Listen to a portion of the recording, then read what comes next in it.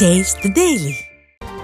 மதுரை மாவட்டம் அதிமுக கிழக்கு மாவட்டத்திற்கு உட்பட்ட மேற்கு ஒன்றிய வடக்கு பகுதி ஒன்றிய செயலாளர் வாசு என்ற பெரியண்ணன் தலைமையில் கழக வளர்ச்சி குறித்த நிர்வாகிகள் ஆலோசனை கூட்டம் நடைபெற்றது. இதில் கிழக்கு மாவட்ட கழக செயலாளரும் கழக அமைப்பு செயலாளரும் திருப்பரங்குன்றம் சட்டமன்ற உறுப்பினருமான வி ராஜன் செல்லப்பா கலந்து கொண்டு சிறப்புரையாற்றினார். அதில் கடந்த கருணாநிதி ஆட்சியில் ஸ்டாலின் துணை முதல்வராக பொறுப்பேற்ற 2 ஆண்டில் அதிமுக ஆட்சியை கைப்பற்றியது. அதேபோன்று தற்பொழுது உதயநிதி துணை முதல்வராக பதவியேற்றுள்ள நிலையில் எதிர்வரும் சட்டமன்ற தேர்தலில் திமுக படுதோல்வியை சந்திக்கும் என தெரிவித்தார். இக்கூட்டத்தில் மேலூர் தொகுதி சட்டமன்ற உறுப்பினர் பெரிய புல்லான் என்ற செல்வம், அவைத்தலைவர் எஸ்.என். ராஜேந்திரன், மாவட்ட எம்ஜிஆர் இளைஞரணி செயலாளர் வக்கீல் ரமேஷ், திருப்பரங்குன்றம் ஒன்றிய செயலாளர் நிலையூர் முருகன், முன்னாள் சட்டமன்ற உறுப்பினர் பொன்னம்பலம், மாநில மகளிரணி துணைத் தலைவி கண்ணகி பாஸ்கர், பகுதி செயலாளர் வக்கீல் கோபி, ஒத்தக்கடை கிழக்கு தொகுதி ஒன்றிய பொறுப்பாளர் கார்த்தி, மேற்கு ஒன்றிய வடக்கு பகுதி துணை செயலாளர்கள் செந்தில்குமார், முத்துகிருஷ்ணன், பகுதி செயலாளர் செந்தில்குமார், மாவட்ட இளைஞரணி செயலாளர் முத்துகிருஷ்ணன், கலை இலக்கிய அணி செயலாளர் அரசு, அதிமுக நிர்வாகிகள் சிற்றம்பலம், மகளிரணி நிர்வாகிகள் உள்ளிட்ட கழக நிர்வாகிகள் மற்றும் தொண்டர்கள் என ஏராளமானோர் கலந்து கொண்டனர். கருணாநிதி 20 வருஷம் கழிச்சுதான் ஸ்டாலினா துணை முதலமைச்சராக்கினாரு. இன்னைக்கு இருக்கிற ஸ்டாலின் உடனடியா முதலமைச்சராக்கி இருக்காரு. இவர் எத்தனை வருஷம்? 1.5 வருஷம் தேர்தல். இந்த 1.5 வருஷம் கழிச்சு இவர் அந்த துணை முதலமைச்சர் பதவி வந்த நேரம் திமுக ஆட்சியிலிருந்து வீழ்த்தப்படும் அதிமுக ஆட்சி பொறுத்திருக்கிறார். இதுதான் வரலாறு. ஒவ்வொரு முறையும் வரலாறு இருந்திருக்கிறது. அண்ணா தமிழகத்தை பொறுத்த வரைக்கும் ஒவ்வொரு முறையும் ஆட்சி மாறி மாறி வரும். விருதுநகர் மாவட்டம் வேளாணூரணி ஊராட்சியில் காந்தி ஜெயந்தியை முன்னிட்டு சிறப்பு கிராம சபை கூட்டம் நடைபெற்றது. காந்தி ஜெயந்தியை முன்னிட்டு சிறப்பு கிராம சபை கூட்டம் அதிமுக ஊராட்சி மன்ற தலைவர் அங்காள ஈஸ்வரி தலைமையிலும் அதிமுக துணை சேர்மன் அமன்பட்டி ரவிச்சந்திரன் முன்னிலையிலும் நடைபெற்றது.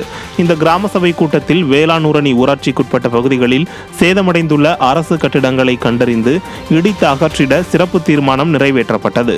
இதேபோல இக்கூட்டத்தில் 19 தீர்மானங்கள் நிறைவேற்றப்பட்டன. இதையடுத்து பெண்கள் மற்றும் பெண் குழந்தைகள் பாதுகாப்பை உறுதி செய்வோம் மற்றும் போதைப் பொருட்களை முற்றிலும் ஒழித்திடுவோம் என்று அதிமுக ஊராட்சி மன்ற தலைவர் அங்காள ஈஸ்வரி தலைமையில் உறுதிமொழி எடுத்துக் கொள்ளப்பட்டது. இந்த கிராம சபை கூட்டத்தில் வேளாணூரணி ஊராட்சிக்குட்பட்ட பகுதிகளிலிருந்து வார்டு உறுப்பினர்கள் மற்றும் ஏராளமான பொதுமக்கள் கலந்து கொண்டனர்.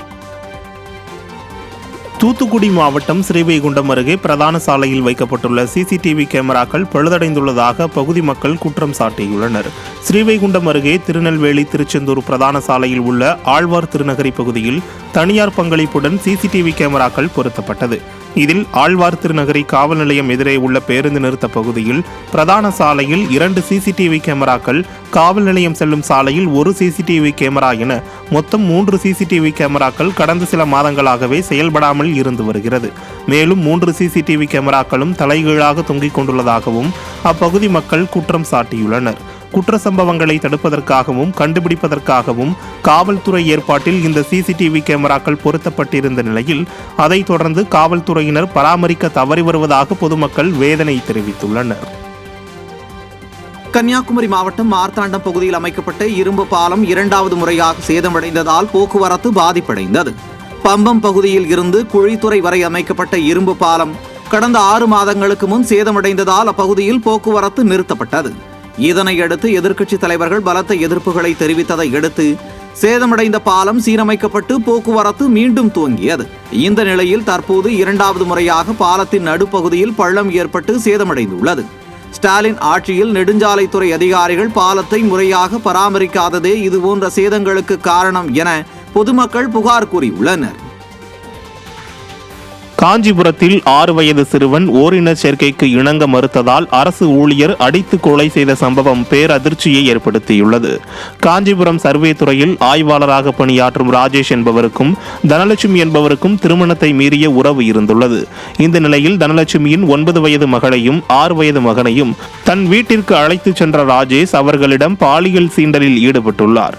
இதில் ஓரின சேர்க்கைக்கு உடன்பட மறுத்த சிறுவனை ராஜேஷ் கடுமையாக தாக்கியதில் சிறுவன் மயங்கி விழுந்து உயிரிழந்துள்ளான். நிர்வாகத்திறனற்ற ஸ்டாலின் ஆட்சியில் நாளுக்கு நாள் குழந்தைகளுக்கு எதிரான குற்றங்கள் அதிகரித்து வருகிறது.